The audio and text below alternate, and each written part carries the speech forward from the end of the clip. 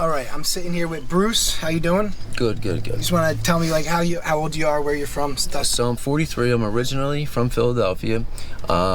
Lived in Upper Darby through my high school years and landed back in Philadelphia. But I tend to live in Philly part of the year, live in Delco part of the year, depending on where I'm at. Yeah, okay.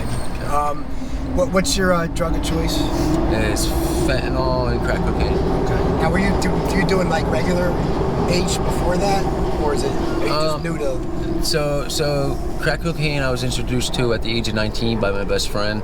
I came home from juvenile placement, and one night he's bitching about the crack and all. I'm like, all right, let's go get some. And 8 months later, I was in prison. Okay.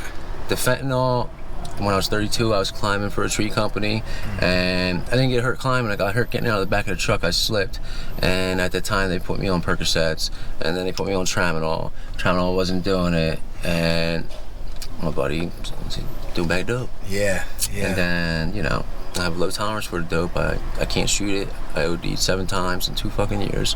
So I started smoking it. My habit got much higher, but I don't OD anymore. So you're saying you're spending more money on it? Spending more money on it, and my way of life is depreciating. Like my lifestyle, like how I carry myself, and you can only hold on for so long, and then you start breaking down. And then when you can't keep up appearances physically, mentally, and be a father and be a fucking good employee, like that's what I was known for. Like I get hired for a company. If I'm gonna leave, they're doing whatever they can do to keep me. Not no more. Right. They're like, you're great, but when you get high, but there's too much excess baggage with it now. Yeah, too much extra baggage with it now. And that's a shame because I just interviewed your friend Crystal. Right. And after you came up, as soon as you walked away, she was like, I've known him forever. He was like, he's such a good worker with his construction, stuff like that. We had an apartment together for 3 years. She got me out of jail. They had a warrant on it, and nobody knew what it was about. And she was my best friend at that point. She got it lifted, and we ended up moving in together. And she had a little baby, so we took care of him, got an apartment together. But drugs, 20 years ago, not that she's not now, but she was a very good-looking girl. Great job, shit like that. But to see someone you went to grade school with, like I see her out here, and that's what fucks me up, the women. So because they deteriorate. Yeah, I do the best I can to help them, but so a lot of them out here are deteriorating really bad, man. It's hard to see. My mom was a prostitute on the side when I was a kid. Oh, for real? Yeah. So here, So a lot of times when I first started, after I was clean 3 years, and then I relapsed. I come down here, and then it was like their sanctuary in my truck, because they would get high, fall asleep, wake up. They're not fondled. There's no money missing. That's okay. I thought I had she got tissues. This right here. I'm so sorry. Nah, just the women are sensitive. So. Yeah, man. They tug on my heartstrings down here. Yeah, it's tough. Yeah, it's tough. And that's one thing. My one claim to fame left is I've never picked up a prostitute, and anything. I said that's not. I always tell them that's not what this is about. Yeah, you know what I mean. So yeah. But so you said it was something you lived through with your mom, and that's a personal. You know what I mean? It's. So you have addiction in your family. Yeah, my father was on this ad for a long time. He actually died of sleep apnea, but he got clean again. I think he was clean like 2 years. Got off of everything, but it cost him. He had HEP, he had HIV, he had all types of shit when he passed away. And he was only like 58. So man, it's amazing how much faster the body breaks down when you're outside. Yeah. Definitely. I've been lucky. Like I'm 43, I still got all my teeth, and I bounce back quick. And that's. People will always say that my greatest strength and my greatest weakness is like when I'm clean, like whatever I do, I just go way too hard at. Yeah. So when I'm clean, I get unplugged from the meetings and shit, and I plug everything into work, and I light the world on fire. My counselor said I was insatiable. Like if I'm not in a constant state of achieving something or acquiring something, I'm not right in my head. Because I'll get I would want a truck, I'll go get it, or like. I sell a bunch of jobs, I gotta sell another job, I gotta get another truck. This guy wants to work, I gotta get enough work for him to work, so I'm trying to do everything, and my brain just don't want to fucking slow down. It's like, I keep telling myself I can't make up for anything. So have you been diagnosed with ADHD or bipolar 2 or anything? I've been diagnosed with anxiety disorder and depression. Okay. I just I deal with ADHD, and that's how my mind is. I just a lot of the times. Yeah, like the meth calms me down. So the you're almost chills me out. You're almost certainly ADHD then. Yeah, because if meth and crack, the stimulants calm you down, and that's what it's. I smoke a bunch of crack and go get a fucking cheesesteak. Yeah. And chill out. So, yeah. That's so Adderall would probably calm you down. That's what it does. That's you know. But I abuse it. Yeah. You know? yeah. I'm gonna abuse anything if that's why like when I'm clean, like I've finally started taking like ibuprofen 800s and stuff for my back when I'm clean, but it used to be like, oh, prescription says 1, let me take 3. Yeah. If I need some NyQuil, I don't use the cap, I drink half a bottle. Yeah. That's I think a lot of standard. addicts are like that. Yeah. Standard. So where are you staying at now? Like, are you just anywhere to? So I was at Hardwood Halfway House, and that's Darby? Upper Darby. Yeah, they always talk about triggers. What come to find out, they give me instant urine. So I'm like, instant urine, out the way. I'm gonna go get high. I'm gonna make curfew. You ain't fucking making curfew. Right. So that was Friday. And so now. Oh, so they gave to get in there. You need the urine. Past that. Well, no. I was there a couple weeks. I got there from. I went to treatment. I completed Malvern. Okay. And that was February 3rd to March 3rd, and. The mental relapse started probably a week before. I'm working, and I gotta meet him at Girard. Okay. So I gotta get on the train. So once I got on the train, like the thoughts, I could do this, I could do that, and then I'm like, nah, the urine.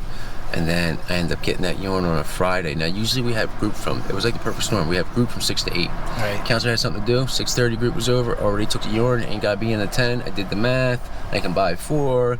So that was that. So now, like, I have to go get a GPS tomorrow. So I have to have an address.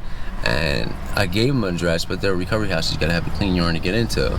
So I'm probably going to be in Northeast at this house. This girl, she's a prostitute. Her mom left her house. She's never there, but I pay her rent whenever I need to. Yeah. And I can live there, essentially. Okay. Because of my job and stuff, but I am going to try to get into rehab after work or IOP because I got 4 bails in 2 different counties. It's all misdemeanor stuff. Yeah. And I did 3 state sentences, and I've been out of trouble for 7 fucking years. And I was clean 3, and the past 2.5 years, I haven't been able to pull it back together. Yeah. 6 trucks in 2.5 years, 5 sets of tools. Yeah. Well, you just pawning them off, stuff like that with the tools. Well, I mean, I rolled my brand new F-150. Then I got 2 Dodge Dakotas, traded them in, got an Avalanche motor C-stop. Got a Dodge Ram 1500, C-stop, water pump went on 76, and I'm in my addiction. I can't get it to it off and get the water pump fixed, so I got to impound it. Tools sold. Yeah. Because I get them back every time. So. Well, that's how I used to be with my tools. Yeah. Like that's I think the first thing. We might have been somewhere. You look familiar. You know, I was. Yeah, you look super familiar too. I don't know if we were in the rehab together. Like a Kirkbride or something. You look super familiar. Maybe jail. I don't know. Something. Yeah. I've been in and out of State Road. But you got this nice gig now, so. Yeah, well, I took 7 years of. I'll be 7 years off of heroin in April. Congratulations. Yeah. Congratulations. A lot of work. That's fucking amazing. Yeah. I don't know how you come down here and do this, man. Does it keep it green for you? Well, so I'll be honest with you. I never done fentanyl or xylazine, and so when I come down here and I see the xylazine, yeah, it's not dark now, but you can see. Like I almost lost my hands. My girlfriend, who is up in Spring Grove, she was in the hospital for 3 weeks on antibiotics and a fucking steroid because she almost lost it. That's my friend Jess. I finally got her into Jefferson Hospital. It's fucking bad. They're saving the leg and everything, but. Oh wow! So that's why I don't. That's why I'm not worried about relapsing down Like here. I'm on Suboxone and stuff too. So I gotta pick them up from Hardwood House tomorrow. But yesterday, my bright ass self decided, well, I'll do a little dope. You know. So are they're gonna test you before they give you the subs then? How's that gonna work? I have the script already, it's already filled. Okay. So when I pick them up tomorrow, I won't take them till Tuesday. So you just gotta worry about that precipitated withdrawal. Yeah. Too quick. Yeah, like I'm not gonna do any dope today or anything. And I'll pick them up tomorrow, but I won't take them till Tuesday. And I'll be at work tomorrow and I'll just chug some ZzzQuil. Okay. It won't put me to sleep, but it'll calm me down. It'll take care of the symptoms a little bit. ZzzQuil, I've come to find out, is actually pretty good. That and an after work Tylenol PM with the ZzzQuil. It's like a good cocktail for self detox. Oh wow! So you know what's funny that you say that? There's a lot of people people do take a lot of Benadryl. I think it is sometimes to help, but I can't. I feel nasty on Benadryl. Right. So we can keep up this conversation with you going forward. Absolutely. You know, Absolutely. I I have a phone and all that stuff, so. here's the because I this is so important to show people what's going on down here and you're a spoken guy. Yeah, I mean, you know, I'm trying to get clean and get back into it and get on your side too. yeah, So this will help. Yeah, I mean, if I can help you in any way, Yeah. you know. And this is a contract phone. It's automatic withdrawal from my account, so like the Okay. number's not going to change or anything. Just gotta- So you just call me. Hopefully it doesn't, and get PM stolen, hours but- or the weekends, and we can link up anywhere. Yeah, like I said, and Especially because I'm really like my heart's with being clean. That's why I Yeah. keep trying to do it. So well, that's the type of people I'll talk to anyone, but like I especially want if someone's genuinely wants to get help. today the money's good, but going forward, like I got no problem just meeting up and doing it. You know what I mean? Yeah. No, it's like I pay people for their time just like anyone else would pay for Yeah, their time, yeah, you know? and I appreciate that. People are but like, why are you paying them? if I'm clean and in a situation where like you can save your money, I'm all about it. Yeah, but like I said, I try to pay everyone for their time and their efforts, and because it takes a lot of. I'm listening to him. No, No, I was looking at your hookup right here. Oh, it's pretty cool. Yeah. Oh, this is all right. It just takes a lot of balls to get on, on camera. And Yeah, and explain that you're a fuck up and be transparent, like and with be honest everything. about it, Yeah, but you gotta it's- be transparent. You Yeah. can't. That's what I come to find out. Like people can tell, like real. You know what I mean? Well, So- 100%. Like people, and the interviews that I do, people know when people are real. And Yeah. like with the Stephanie, the girl that just came out after you, people know.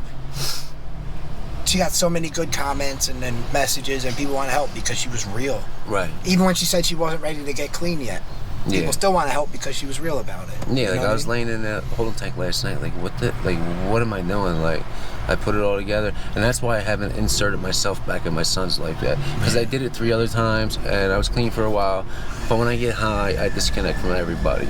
So I will not like insert myself back into his life, only for until I'm 100% sure I'm not gonna disappear again. I dealt with it with my father, Yeah. so I have this fucking like mentality about it. Like I have a lot of resentments towards my father, and You gotta the be consistent with yeah, the kid the stuff. time I have had with my son, like he went to work with me all summer.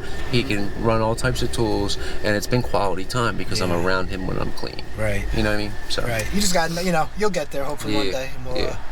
be able to laugh about this in the future. yeah, You know what I right. mean? Yeah. Okay. All right. It was very good talking to you. I really appreciate it. Awesome.